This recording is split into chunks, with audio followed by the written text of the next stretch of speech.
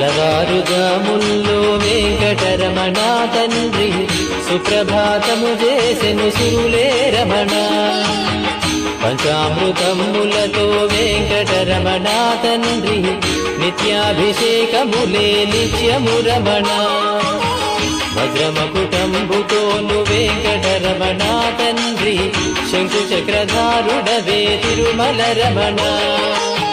మూడు నామాలతోను వెంకటరమణ తండ్రి ముల్లోకములు ఏదడి మూర్తి విరమణ.